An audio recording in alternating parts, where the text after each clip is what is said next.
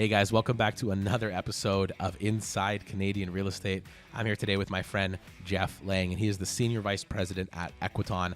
Equiton is a private equity investment company specializing in providing various real estate opportunities and investment vehicles to individual investors, institutional investors. It's a really exciting thing, especially if you've never explored this. It's a great way that individual investors can get into some of these larger projects, larger apartment buildings, development projects that you normally wouldn't have access to. It's a great company with great opportunities, but I'll let Geoff get into that more on today's episode. So without further ado, enjoy the show. Awesome. Geoff, thanks so much for joining me today, man. I appreciate it. Darren, great to be here. Thanks so much. Thank you, sir. Why don't we start out by having you tell everyone a little bit about you and what you're doing at Equiton? Yeah, absolutely. Full name's Geoff Lang. I work at Equiton. I'm the Senior Vice President on the capital raise side. Handle all the investments for Equiton. Mm-hmm. We are a private equity real estate investment firm that specifically invests in private Canadian apartments. And, you know, when we started, we wanted to democratize private equity in the real estate space. So to make it available for all Canadians, and that's what we're doing. I love that. So why don't we start with that? Let's assume, I mean, we probably have a good pool of investors listening, some experienced, some not. So why don't we give a little bit of background to what is private equity? What is that word? Yeah, you know what? So we just raised capital into a private firm, right? So we're a mutual fund trust at the end of the day. I'm sure a lot of the audience has heard of private REITs as well, real estate investment trusts. Yeah. So we're a mutual fund trust at the end of the day. And what that means is you can invest in a variety of different vehicles. So I'm sure a lot of the audience has heard of TFSAs, RSPs, RESPs, RIFs, non-registered accounts. Yeah. That's a way to participate in our private equity funds that specifically invest in the real estate sector. Right. That's awesome. Yeah. So pretty much it's a vehicle. If you're looking for an investment return, if you want to get your money to work, this is another option that's alternative to some of those traditional lock in my GIC, lock in my mutual fund. This is more real estate directed. Yep. And you guys are, so how do you put that money to, let's talk about that. How do you put money to work in real estate? What are you guys actively in right now? You know what? I think we can take it a step back when we're talking about the investment landscape too, from the standpoint of the reason why you'd invest in us is to be non-correlated to the major asset classes. You know, everyone's familiar with equities, bonds, fixed income, whatever it may be. And obviously 2022 and so far this year, it's a volatile marketplace. Yeah, so to say the least. It's tough to deploy capital these days. Yeah. And so we wanted to, when we launched our fund in 2015, we wanted to be an asset class that's non-correlated to the majority of the asset classes that individual Canadians invest in. Right. So real estate is that opportunity. And so to your question, we specifically invest in private Canadian apartments across the country, specifically in Ontario. That's our major, largest exposure. And it's a pretty simple investment model. We bring in the capital, we deploy it in private Canadian apartments, and then we distribute out the rental income. But it's return of capital, so very tax efficient, which is nice. And then we hope for a little capital appreciation on the valuations of the property. Makes sense. So you guys are primarily in residential, as you mentioned. That's pretty much what you guys are focused on. Correct. Some of that is, I to my multifamily. Multifamily, yeah. And so when we say multifamily, for those, again, I'm always going to assume someone doesn't know what we're talking about. When we say multifamily, totally, I agree. What is that? What's multifamily? So for us, we're investing in, you know, either large townhome communities or private Canadian apartment buildings. Right. A lot of our apartments, minimum 100 units. In our portfolio, we hold about 33 properties at a little under 2,700 units. Wow. So quite a few across the country. But the majority are private apartment buildings. Right. And so some of these, I'm guessing, are a mix of buildings you guys have acquired that existed and some are developed. Or are you guys developing all Yeah, we do a little bit of both. We've done a few development offerings. Nice. One in Etobicoke is underway currently called Vicinity Condos. Another one, Sandstone's Condos, right downtown Toronto. Nice. And we have a big project going on right now in Ottawa. We're building up 3 buildings for around 1,100 units. Oh, I love that. That's awesome. But our bread and butter is acquiring properties that are already in existence. That makes sense. Is there, I mean, I know this is more to the investment side, but is there a thinking there of why that maybe makes more sense than building right now? Depending on the cost, right? And if we think we can put capital to work, that would be discounted where we could buy an existing property and we can add value. That makes total sense. And it's a faster turnaround too. It's there.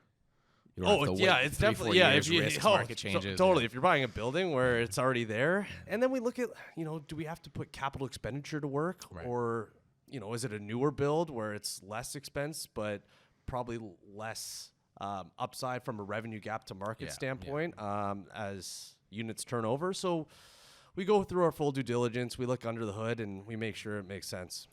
No, I love that. So it's basically you guys are in a very secure asset because I think residential, most people will agree, it can be management intensive to a degree. It's a lot of work to do. It's not necessarily something an average investor wants to manage on their own. That's a lot of work, but it's arguably one of the safest asset classes in the real estate market, something that we know we need. There's a ton of demand for. There's always a shortage of.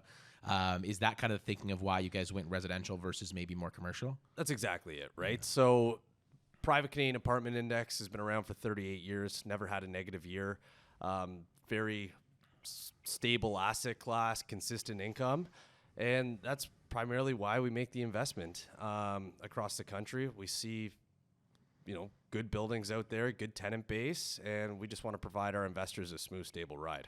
Yeah, that makes sense. And asset-wise, you guys are somewhere, around the $1 billion mark at this point? Correct. We just crossed $1 billion AUM. Congrats. Thank you. Go. That's huge, man. Yeah, not bad. So you guys, from a standpoint of growth, are you guys looking to hold around there? Are there big targets for the future? Can we talk about any of those?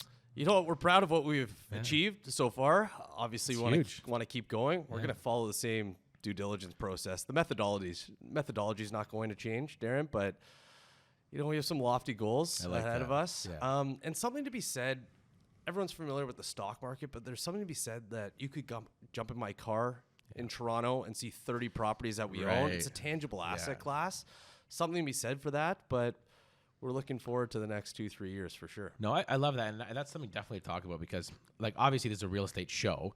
I'm a real estate guy. I'm in the sales side, the investment side. I love real estate. Yep. And what you just said is one of the biggest reasons I like to be in it because it's physical. It is tangible. So, do your investors, actually, that's a great question.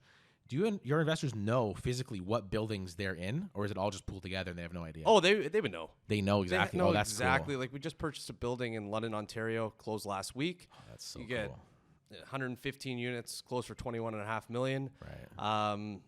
You see that they can go see it if they want to. We can arrange tours, whatever it may be, for our clientele. Awesome. But they see absolutely every single building.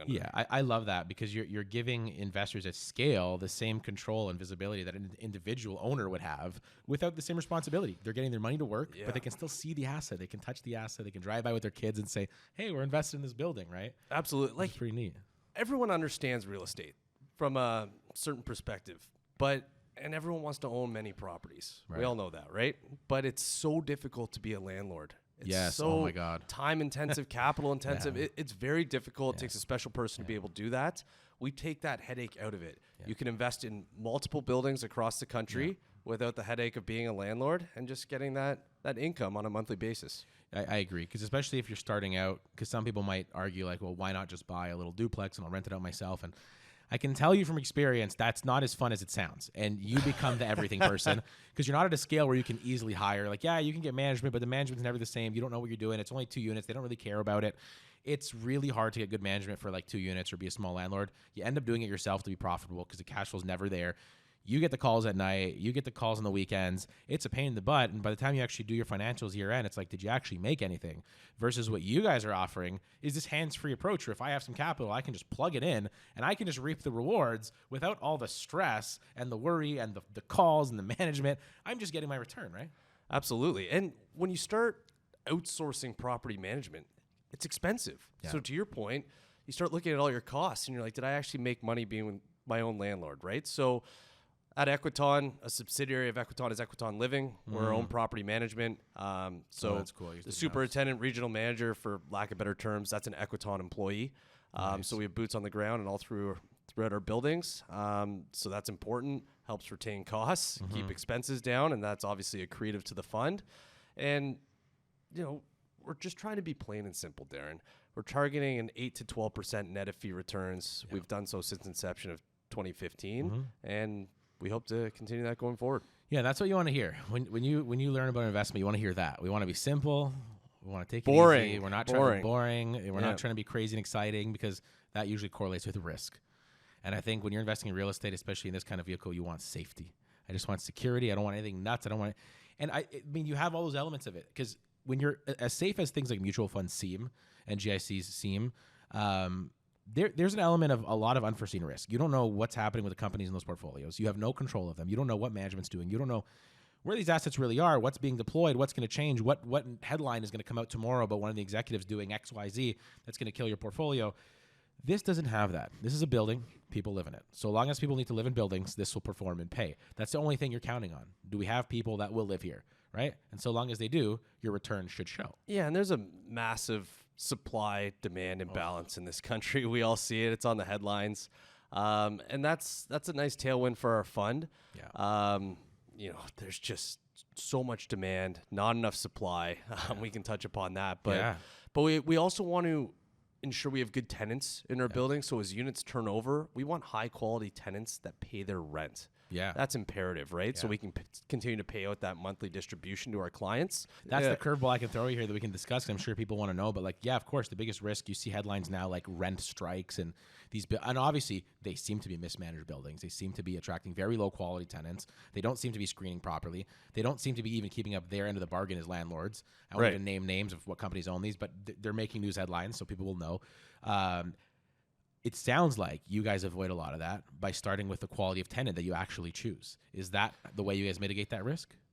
Absolutely. And when we're making a purchase, we want to go through the tenant roster. We want to see the units as well. Right. And then as people move out of their units for whatever reason, they get married, they get separated, a new job, whatever it may be, we can go in there, do a renovation on the units, increase rent to market rents, and then we're bringing in high quality tenants. We're fortunate from the standpoint there is so much demand, so we can be pickier with who's coming into our buildings, right. And that helps clients at the end of the day. 100%. I think that's the way to do it. That's the best way. People ask all the time, like, how do you mitigate that risk of tenants not paying? I think you just start with a better tenant. That's the best way. Yeah. Because people that work hard, that have these careers, they need a place to live. They want a place to live. They're not going to jeopardize that. They make their payments. They care about their own reputation. I mean, if you go for those high-end tenants, you're going to mitigate a lot of that risk for sure. Yeah, and we've been successful just from the due diligence process behind the scenes. Our acquisitions team, our leadership team led by our CEO and CFO, it all starts there, and that's why we've been able to, acquire such profitable buildings that's benefited the portfolio. Yeah, no, I love that. So let's talk about process. So like if someone's listening right now and they're saying, okay, yeah, that sounds cool. I'd love to invest in apartment buildings. I'd love to get this kind of passive return. You guys have some different outlets, different channels, ways that people can access this. Why don't we go through some of those? Yeah, so first and foremost, if you like what you hear, you go to Equiton.com. You can look at our apartment fund, income and development opportunity, and development opportunity, which is shovels in the ground. So we have 3 different ways to invest through us. If you like what you see, you can contact your financial advisor, and they would be able to invest in our portfolio of cool. apartments. And depending on obviously the risk tolerance for the client and doing the the advisor-client relationship and the KYC, but if anyone was listening, Equiton.com, and they would be able to look into our funds. The one thing that we consider is advantageous, because as I said earlier, democratize private equity for all Canadians. Yep. Minimum investment is $10K. Wow. And it's available for registered assets. So we want to make sure that there's limited barriers to entry. And that's through the advisor. Correct. Right? And is that, so you say talk to your financial advisor. Do like all major advisors, major banks all have access to this product? Not everyone, all encompassing across the country, but the major dealerships would have access. The big ones have it. Yeah. So good chance if you bank with a major bank institution or advisory firm, they're probably going to have access? Through the non-bank IROC channel. Yeah. That's our majority of our clientele and exempt market dealers. Got it. Okay. And is there any other channels outside of that you guys can receive capital? Probably different criteria. Different criteria, and they can reach out to myself, that's for sure, and I can lead them in the right direction. So if you have some listener right now that's kind of like a big dog out there, and they're like, no, I want to do some serious work here. I got some serious capital. They can reach out directly, and you guys have other channels. We do have other channels, but if someone was to reach out to myself, I would partner with them through an investment advisor. Makes sense. Yeah. So if in doubt, they can always reach out, and you guys will point them in the right direction. Correct. If they're not sure, or maybe their advisor for some reason doesn't know how to get in touch. Yes, and then their advisor can reach out to myself, and we can make sure the product gets on their shelf the right way. Okay, that's pretty cool. So it's a pretty institutionalized investment in the sense that it's accessible. Like you can get to it through existing channels. It's not like a one-off thing. It's not just through you guys. this is something that advisors are selling, and I guess that's probably one of your main distribution methods is through those advisory channels. That is the main distribution method. Yeah, through the That's advisor awesome. channel. I run the capital raise team, and we want to partner with advisors across country. We think it's a great fit for their books of business to get alternative. And taking a step back, like this traditional 60-40, 60% equities, 40% fixed income, it's the way of the past, right? Yeah. And we see the volatility in the markets, and an alternative sleeve. I don't like using the term alternative because we're just investing in private Canadian apartments. It doesn't seem that alternative. But we want to, give Canadians access to a little different piece. Yeah. 100%. I think that is a big missing piece too in the average person's financial strategy. They don't have that because real estate has had barriers to entry for a long time. And either there's very big options, like there are the large REITs of the world. They're great, but again, you give up a lot of that control. You give up a lot of that. Like, I mean, you guys are Canadian owned and operated. You're very hands-on. You have a great team. Like you said, like if I call RioCan and say, I'd like to tour your property, can your team arrange me a tour? Like, is that going to happen? Probably not. I don't know, right? Probably not. So I love that you guys are giving this option of like, hey, it's still big real estate. We're in apartments. We're in this stable asset class, but it's very much still a boutique feel. Like we are working with our investors. We're there for you. We're there to fit your needs. These are physical buildings you can come visit, that you can touch, that you can come bring your family to. This is real, but without all those headaches. Like that's the coolest part to me because that's a big part of the missing market. Not everyone wants to get their hands dirty. Everyone knows. Very few people I've ever talked to, by the way, have ever said, I think real estate's a terrible investment across the board. That's just, you don't hear that. I like those people. Those people. Yeah. That's the standard, but they don't all know the best. To some people, that means just buy a house and live in it forever, and that's my real estate investment. To some people, it's like I said, buy a duplex or triplex. To some people, it's put some money in a REIT. But this option, like working with and partnering with a private equity company like what you guys are doing and getting that exposure directly, I think is awesome, man. I love that. Yeah, and to that point, like we price our unit price on a monthly basis. Mm-hmm. And speaking to, there's public REITs out there, and I'm sure most listeners are familiar with public REITs. Yeah. They're priced daily. There's emotional market forces that go into that. So exactly. Public REITs in 2022 were down, the index was down 22%. Yeah. Not because it was bad real estate, because there's emotional market forces. Exactly. Equities are down, fixed income's down, everyone's panic selling. Yeah. Similar to the run on the banks in the United States. Right. Silicon Valley Bank, Signature Bank goes down. The whole banking sector gets dragged down. Yeah. Not because everyone's a bad bank, just because it's emotional market forces that get price marked to market. So Exactly. we're in the private space, a little bit more simplistic, price it on a monthly basis. And back to 2022, we returned just over 15% on the fund when public REITs obviously weren't as successful. And what that led to was buying a lot of properties off book at what we perceive as discount to fair market value. Right. No, that's a fantastic point. And I wasn't even thinking about that. But that's a great point because a lot of people will say, yeah, why not just invest in these REITs? I already have a stock market account somewhere. I could easily just trade. I'm in real estate. It's like, well, you're not. The company that you're investing in is, but like you said, they're subject to all these market factors that you can't control. You guys are not subject to that. This is, you're in the asset and you're getting a return based on the asset performance, not the emotion, not the news headline that day. That's not affecting your portfolio at all, right? Not on a mark-to-market basis. No. And we try and protect ourselves as much as possible. Like we see inflationary environments that tends to help rent, but like rising interest rates, like there's a lot of noise in the marketplace. And I think it's imperative that you protect the portfolio as best as you can. Yeah. And we do that on our rate side as well. Right. So let's play crystal ball for a second here. You mentioned rates. Yeah. I mean, this could fare well for you guys. Obviously, nobody knows where rates are going to go. And we're not going to pretend that we know where they're going. I'm not going to say this is our solid prediction, but just talking about it, we're at a very high point. A lot of people right now are looking at it with a consensus saying, like, maybe it goes up a little bit more. Maybe we reach the peak. This is a really good time, in my opinion, to get into real estate because now, as those rates, if they do come down, I don't know if it's going to be this year, next year, but eventually they will come down. I don't know to where. When that happens, there's going to be more and more demand for real estate. So I'm curious what you think right now about that environment that we're in with these rates. How is that affecting the decision to invest in real estate? Are you guys investing through it? Are you waiting? Like, what does that look like? So we have capital to deploy, which is a nice position to be in. And how we protect our portfolio is we do 10-year fixed mortgages. Mm-hmm. So right now our average mortgage rate is about 3% with a little over 7-year term to maturity. The majority of our mortgages are coming due in 2029, 2030. Oh, you guys are great.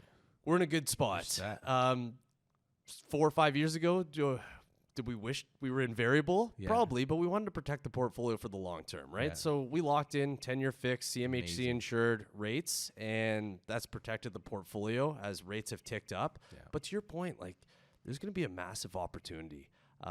Whether you're looking at private Canadian apartments, single family housing, whatever you're looking to deploy in real estate, obviously talk to a professional like yourself on the single family housing side, because you know the space a lot better than I do. I can't predict rates. No one here can. No, I wish. But, you know, if you do have capital to deploy, it could be a good opportunity. Yeah, I think so. And I think a lot of people are making the argument about affordability. The problem with that argument is they're looking at it, especially in single family homes, doesn't matter if it's apartments, whatever. They're looking at it from the perspective of what can one family afford, and we can only afford so much, therefore there must be a correction.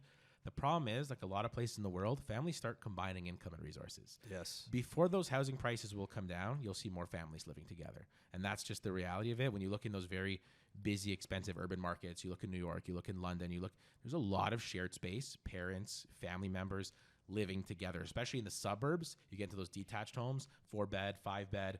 It's 2 families, one living downstairs, one living upstairs.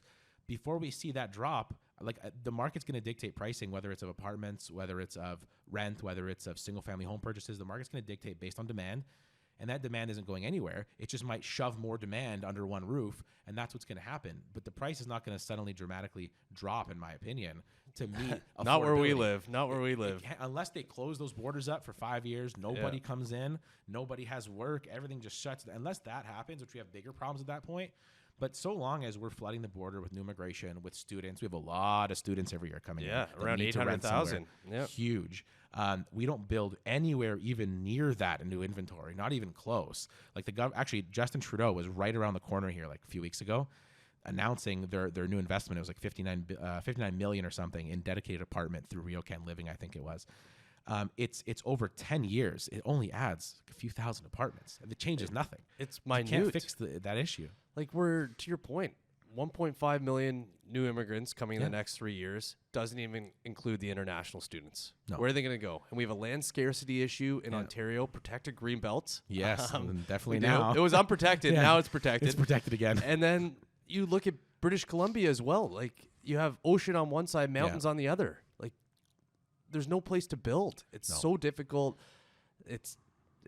Obviously we have a government system that makes it a little bit more difficult as well. And that leads to that massive supply demand imbalance. 100%. So as long as you have that, it's something like 1.5 million between permanent residents and students coming in every year. As long as that's happening, we have to put them somewhere. Unless they're all going to be homeless, which is unlikely, they're going to want somewhere to live, right? Yep. And so I think you guys are in a very strong asset class in that way. You actually, I think the rental market is positioned for the most strength because that's going to be the thing for affordability. Now, when you can't afford that single family home anymore, when you can't afford that $1.5 million condo anymore, you're going to make the decision, I'm just going to rent. I'm going to rent. You're going to get more people driven into rental markets, more people filling up these rental apartment buildings. You're going to see more of that before you see anything else. So if there's any change in the market, it's going to start with more strength toward apartments, I think. Yeah, and to that point, like you take a $2 million house in Toronto, for example, that was worth $2 million 2019, 2020. Yeah. Maybe it's now worth, 1.7, 1.8, but you're not getting a 2% mortgage rate. So affordability is based on payments and not price. We know that, right? Most people aren't dropping $2 million just like that. They're taking on a mortgage. Exactly. So now your monthly prices have gone up. Yep. So that house, even though it's come down ever so slightly, it's now more expensive.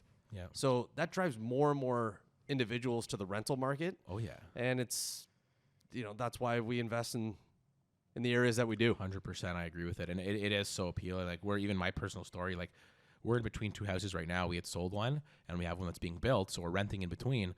The rent in our house, the house that we're renting right now, is almost identical to the one that we're buying. The rent is half the price of our mortgage. That mortgage is going to be after 40% down. We're putting 40% down, and that mortgage is still double the rent I'm getting. So that's a deal. Like, financially, man, like I have to buy the house for family reasons, for security reasons. for wife reasons. But other than that, from a strictly financial decision, the rent makes so much more sense because I could keep all the capital I'm going to use as a down payment and invest it in something like what you guys are doing. Then I can go rent for half the price for the same living space in the same area, but then all my money's working, right? So if I'm getting even like you guys, I know you have a bunch of options, but let's just say somewhere around a 10% return, and I'm doing that on $500,000, and that's whatever that is. What is that? $50,000 a year in income, plus my rent is halved. That's a huge amount of savings versus owning the exact same house just to own it. So it's starting to make a lot of financial sense, not just for people that can't afford to buy the house, but for people that are looking at finances saying, you know what, I don't need ownership. I don't need that security. I'm just going to do the best thing financially. And rent is starting to look like the best thing financially. Yeah, and a lot of our clients are renters and buy the fund. Yeah. That's the way to own property. 100%. And to your point, like we're up 9.64% year to date. So right on that 8 to 12% net of fee return target, and just trying to keep it as simple as possible. But to your points, like you hit the nail on the head. Yeah, said it perfectly. That's the market. That's the market that we're in. I think more people are adjusting to that, and they're seeing that. And I think it's going to be like that for some time to come. I don't think that's a secret anymore. We're definitely moving towards a rental economy, and more people. It's either out of necessity or just out of financial decision. And it's becoming the only reason to buy a home anymore is pure luxury. It's like that's a luxury. You want to own it. You're going to pay more. You're going to put more down. You're going to pay more every month. You're doing it out of luxury. It's a want now. Yes. It's not so much need. And it's imperative to put your money to work these days. Have to. Where, the rate cycle is, everything's a little bit more expensive, as we know, or a lot more expensive. I'm a family of 4. Grocery shopping is devastating each week. Yeah. But it's important to have capital working for you and also doing it smartly. Yeah. No, I totally agree. So that's why I think you guys provide a great option. And that was really my goal in bringing you on today, was sharing this option. So people that are thinking about, hey, I need ways to put money to work. GIC is not your only option. The bank is not your only option. There are options like this to get into physical real estate in a way that's easy, that's simple, that's very hands-off, but is still very much physical. It's tactical. It's something you can go feel and see, and still feel like you're a part of that. You feel very much still, I'd imagine, like a real estate investor, because I'm seeing the deals. I can see what you guys are getting into. I can go up to those buildings. I feel like an investor, but I get to go home and sleep nice and soundly at night. So I wanted people to know that this is an option. Yeah, and it's tax efficient too. Yes. Like distributions are 100% return of capital. You don't pay tax until you actually sell out of the fund, which when you're looking at investors, high net worth clients that obviously want to maybe different way to play taxation, important tool. No, I love that. And because you mentioned people can invest out of TFSAs, out of RSPs, right? Yeah, TFSAs, RSPs, RESPs for their kids, non-reg cash accounts. So that's big. Yeah, and if you don't want to take a cash distribution, you can reinvest it for 2% discounts. Yeah. So my line's always open. As I said, you can go to Equiton.com. For single family housing, that's your expertise. Go to Darren for sure. But on private Canadian apartments, we're happy to help out the end investor. No, I love that, man. I love that. No, it's a great option. I think it's something everyone has to consider. Do you guys do? I didn't check this beforehand, so it might be a no. Do you guys ever do any sort of education, like seminars, webinars, ebooks, anything out there? Tons. Yeah? Everything under the hood. Where can they find that?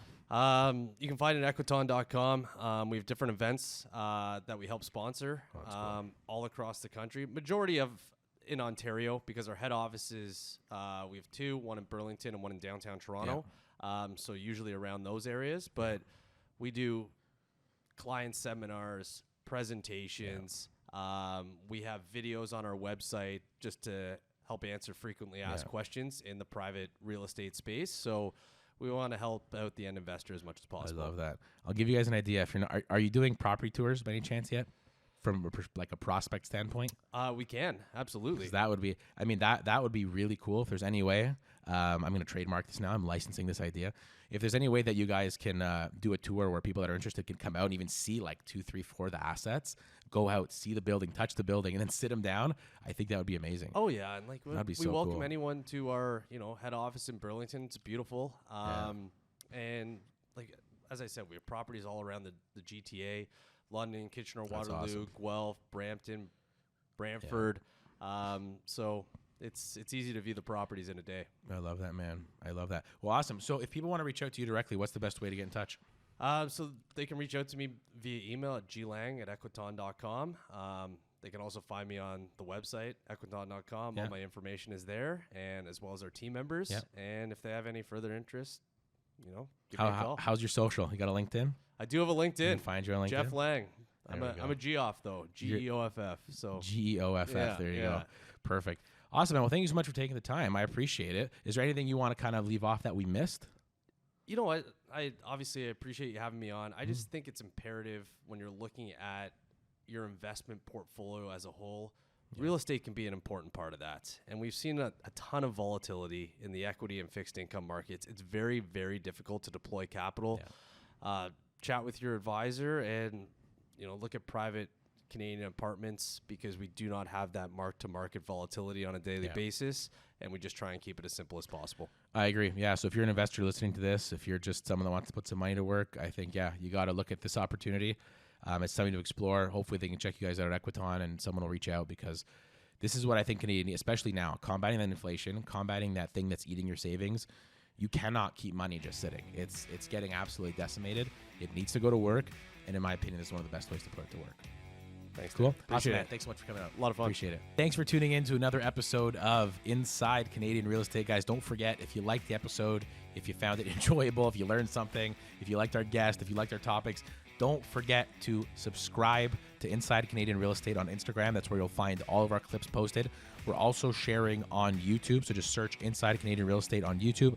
Follow along, and please, please, please, if you really want to help the show, because again, there's not a lot of Canadian content on real estate. We're putting a lot of money and time into this. If you really want to help us expand, don't forget, subscribe to the show on wherever you're listening to your podcast. Leave a review if you can, whether it's on Apple Podcasts or Google Podcasts, Spotify. Subscribe to the show, follow the show. Don't forget to leave that review. And please, if you found it useful, share it with somebody. Share it with a friend.